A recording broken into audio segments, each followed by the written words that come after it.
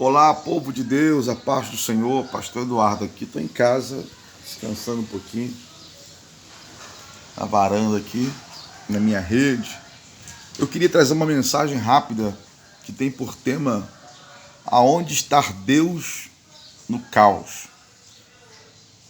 Quando está tudo difícil, nas horas das catástrofes, do tsunami, das pandemias, do furacão, a pergunta é: onde está Deus?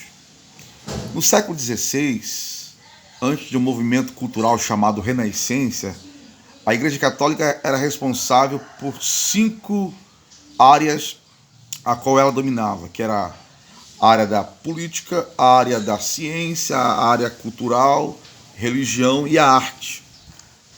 E tudo que acontecia de ruim com as pessoas se dizia que era castigo de Deus.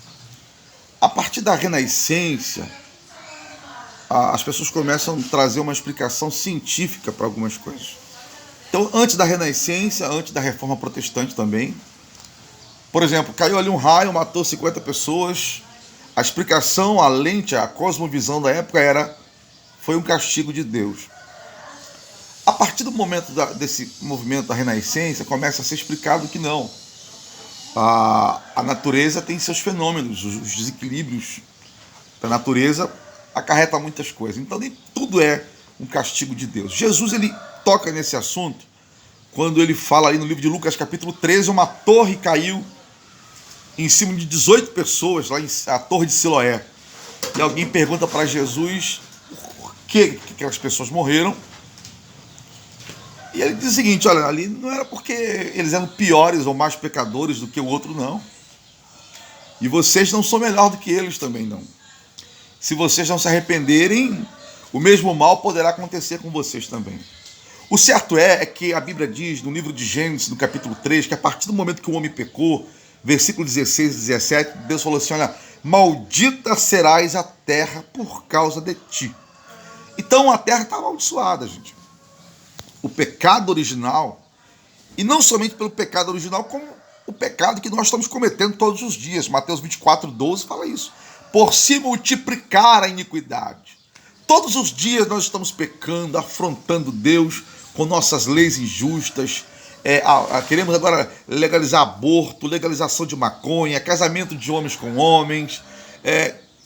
Vamos para os carnavais da vida e fazemos aqueles teatros ali de sacrilégios, defamando ou vilipendiando objetos sagrados. Há uma maldição sobre a terra. E essa maldição vai ser quebrada quando? Quando Deus fazer novos céus e nova terra.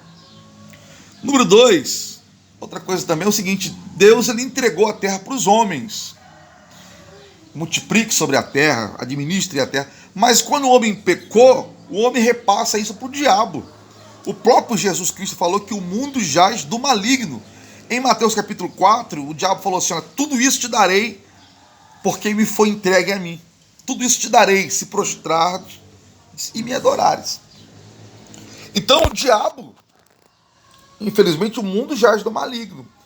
E número 3, Deus respeita o livre-arbítrio. Não tem como nós acreditarmos que Deus controla tudo se nós também cremos no livre-arbítrio. Se é livre, Deus respeita o livre-arbítrio do ser humano. Então o homem, infelizmente, no seu livre-arbítrio, está como um cavalo desgovernado, tentando agir o mais longe de Deus possível. Nós expulsamos Deus das nossas vidas, dizemos que não queremos mais orações nas escolas, não podemos mais bater nos nossos filhos, uma palmadazinha, como a Bíblia diz que temos que usar às vezes a vara. Tira isso, não pode mais.